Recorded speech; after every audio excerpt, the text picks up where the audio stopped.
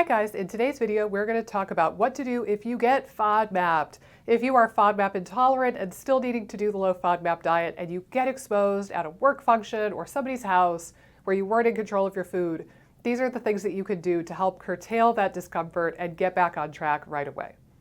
Okay, so first and foremost, let's talk about what happens when you get FODMAPed and what it is that's causing the symptoms. I think that's important before we get rolling with the actual therapeutics that you can do.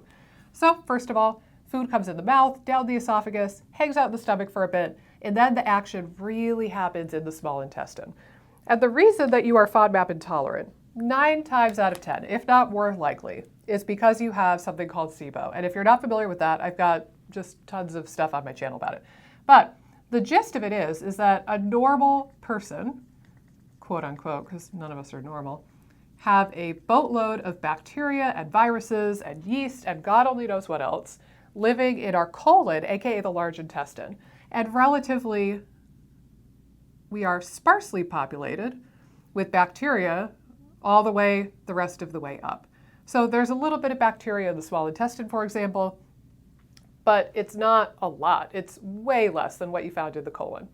But for people with small intestinal bacterial overgrowth, which is the main cause of irritable bowel syndrome, you get an overgrowth of bacteria that starts to populate the small intestine, and they are more numerous than what we would expect a quote-unquote normal person to have, and usually there is an imbalance in the makeup of that also. So it's not just the quantity, it is the quality as well.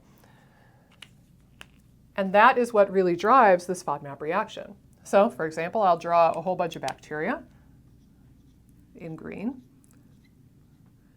So let's say this is somebody with SIBO, with a lot of bacteria in their small bowel. What happens is when you eat the FODMAP, you have other food particles, maybe protein or fat, but when you eat a FODMAP and a fiber, the bacteria see that and have a heyday. That's exactly why the high FODMAP foods are so healthy for us normally, because they have fiber. It's that fiber that feeds the microbiome, and they have a holiday with it. And that's a very, very good thing to do to feed your microbiome if they all live in the right house. But if they're creeping up into your small intestine and giving you a hard time there, then feeding them will make you feel utterly miserable. But the bacteria see that FODMAP fiber, they eat it, and then they produce stuff. Now, different bacteria will make different stuff. Some of them produce lactate, some of them produce serotonin analogs. But the main thing that we're talking about with reference to the FODMAPs and with reference to small intestinal bacterial overgrowth is gas. Let's use hydrogen gas as an example. So the bacteria all around your small intestine will start to make hydrogen gas, or maybe methane, or hydrogen sulfide. And now you have this gas accumulation, and that's what starts the ballooning. That's what starts the bloating. And you can look 9 months pregnant from a damn piece of onion. But you get this expansion, this bloating, and then the tricky thing is this gas has nowhere to go. It can't easily travel up the tube and escape as a burp, typically, and it can't escape easily down the tube as a fart. It's stuck right in the middle, and you have to wait until that gas diffuses passively across the epithelial barrier, so through the mucus lining, through the epithelial cells, the gut lining, past the immune system, and then eventually it will make its way into your bloodstream, and that's where it will escape through your breath. It'll escape through your lungs. But this process takes a long, long time, and it can be very uncomfortable and painful. So now that you understand the mechanism, let's get into what you can actually do to curtail some of this reaction.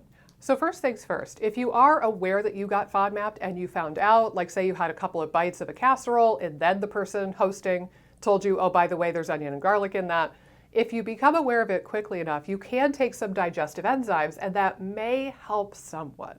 It's a little bit of a crapshoot, but it's worth a try. Specifically, an enzyme that has something called brush border enzymes.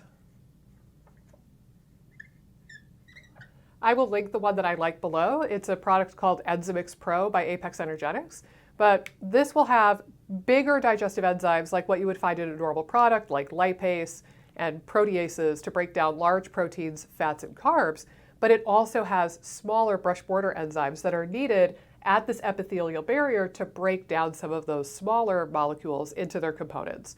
So when we think about, for example, the FODMAP acronym, the disaccharide being lactose or a monosaccharide being fructose, those brush border enzymes can help digest some of those smaller components, not so much the fibers like the oligosaccharides and the polyols, but it can help start to break down some of the disaccharides and the monosaccharides, if nothing else.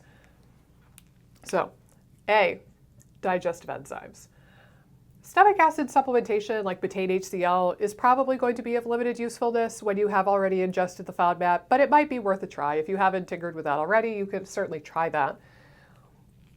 The real big thing is once you start accumulating that gas, we need to start trying to bind up the gas a little bit and move it through your system. And that really is going to come down to prokinetics. And everybody who's watched this channel a lot will get sick of me saying this.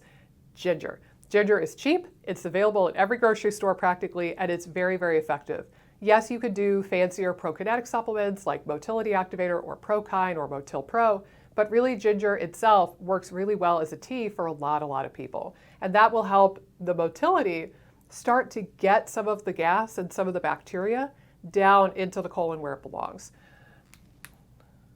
So that'll move it that way. The other things that you could do is you could try to just support movement of the gas through your body. And this is where something like abdominal massage, like the video I posted earlier, could be helpful. And just like a gentle tummy massage and maybe some essential oils that are anti-inflammatory that are topical on top of that.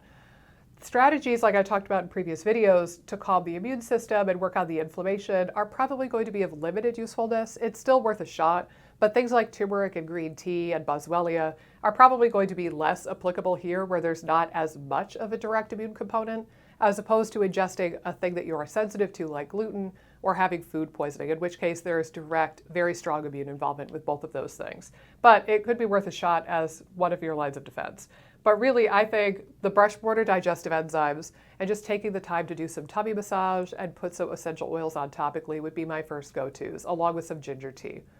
There are some essential oil blends that I really like. There's one by Plant Therapy, there's one by doTERRA. It seems like every essential oil brand has their digestive type blend of choice. So a couple drops of that diluted with a little bit of coconut oil or olive oil on your belly and just massaging that in very gently can go a long way.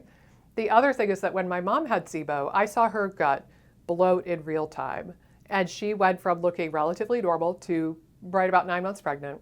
And it was so uncomfortable for her. And for her, she has an abdominal mesh because she's had a lot of abdominal surgery in her life and a gastric bypass.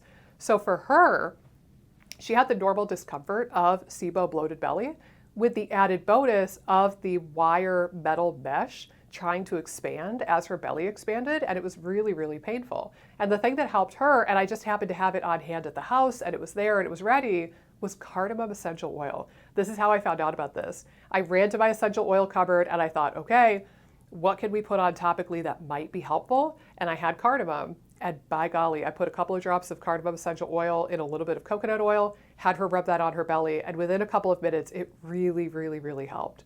And as a bonus, if you're making that ginger tea, you can use cardamom in with the tea also because it's a carminative. It's a digestive aid and can help release some of the gas and some of the discomfort. So cardamom is a nice addition to the tea that we already talked about. Another really great one is fennel. I haven't experienced using fennel essential oil on the belly topically, but I would be really curious to get your feedback if you try it.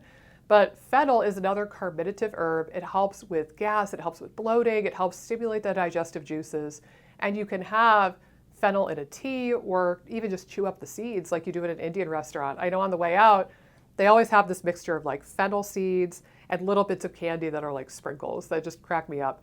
And they encourage you to take a little spoonful and chew on that after your meal because it's a digestive aid and a carminative, and it will reduce gas and bloating and any sort of discomfort.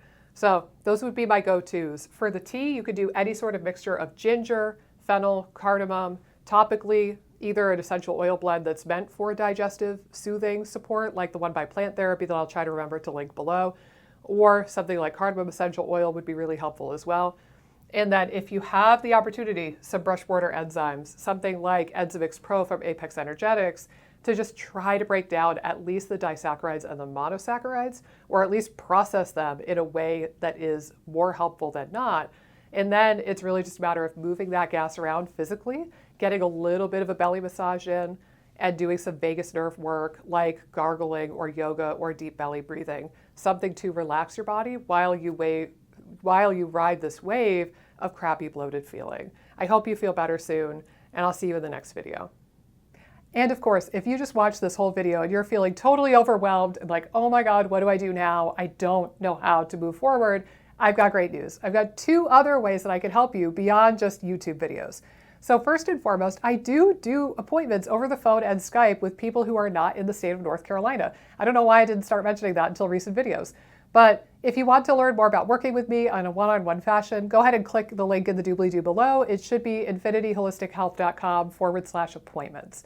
So check that out, poke around my website, and see if working together might be a good fit for you.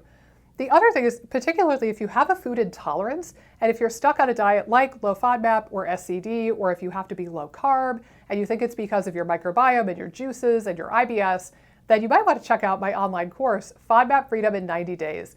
Now, obviously, this is really geared towards people stuck on the low FODMAP diet and people with IBS, but really what this is going to entail is it's going to be an IBS and SIBO and microbiome crash course. We're going to talk about the things going on in your gut that make you intolerant to these foods that you want to eat again. So go ahead and check that out. The link is also in the doobly-doo below, and I would be honored to help you on your healing journey and help you reintroduce these yummy foods. Hey guys, if you like this video, be sure to subscribe, ring the bell, click the like button, and leave a comment down below with the videos that you would like to see me do next. Doing all of those really helps support the channel and support my efforts in making as many videos as possible for you guys. Thanks so much, and I'll see you in the next video.